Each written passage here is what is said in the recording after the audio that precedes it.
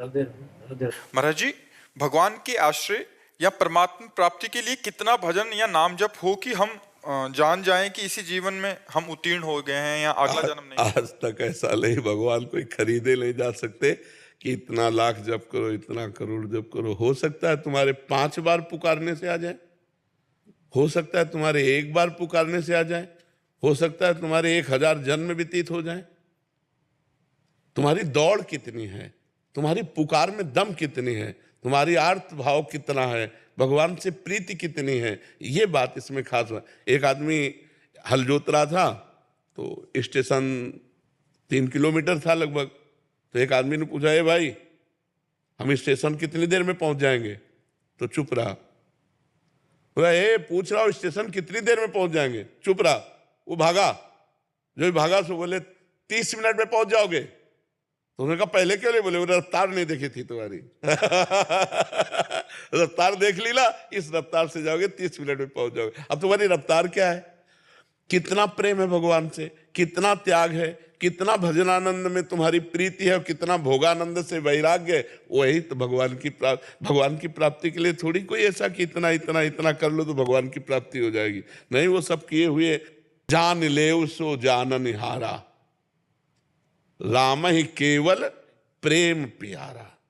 प्रेम, अब प्रेम तो हमारा शरीर में है, प्रेम हमारा शरीर संबंधियों में है, प्रेम हमारा शरीर संबंधी भोगों में। तो भगवान को कैसे प्राप्त करें? तो अब हम साधना करते हैं। साधना के द्वारा सब जगह से प्रेम हटाकर जब भगवान के चरणों में प्रेम करते हैं और फिर प्रेम से जब पुकारते हैं, तो ते समाज गिरजा में रहेऊ, अवसर पाए बचन एक कहेऊ, हरि व्यापक सर्वत्र समाना, और प्रेम ते प्रगट हो ही मैं जाना। संख्या तो नहीं बोली ना, प्रेम प्रेम। अब वो प्रेम कितने में आप प्रकट कर पाते हैं? कितने दिनों में, कितने जन्म में, कितने वर्ष में, कितने मिनट में, कितने सेकंड में? ये आपकी योग्यता है।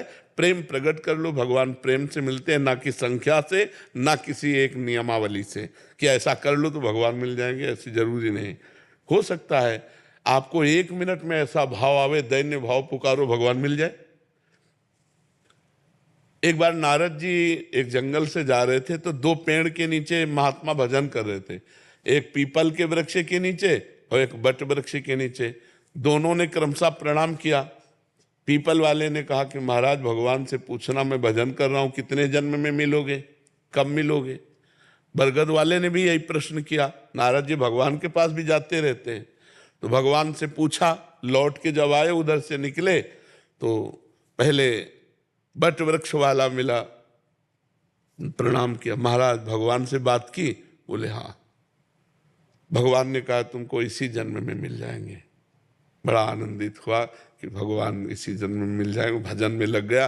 पीपल वृक्ष वाले के पास गए। बोले भगवान ने कहा पीपल के वृक्ष के जितने पत्ते हैं, इतने जन्म लेने के बाद तुम्हें भगवत प्राप्ति होगी। वो नाच पड़ा। भगवान मुझे जानते ना कि मैं भजन कर रहा हूं, और नाचते हुए रोने लगा, और रोते हुए आर्त भाव। उसी समय भगवान प्रकट हो गए, उसी समय भगवान प्रकट। नारद जी ने कहा महाराज, हमें झूठा कर दिया। आपने हमसे कहा था कि जितने पीपल, तो बोले इसकी तन्मयता जैसा भजन कर रहा था, इतने जन्म लगते इसकी इतनी तन्मयता में, लेकिन इसने वो तन्मयता अभी धारण कर ली, इसलिए अभी मैं मिल गया। तो भगवान की प्राप्ति का कोई इतना नियम नहीं कि इतना कर लो तो मिल जाएंगे। आर्त भाव से पुकारो तो एक बार में मिल सकते हैं।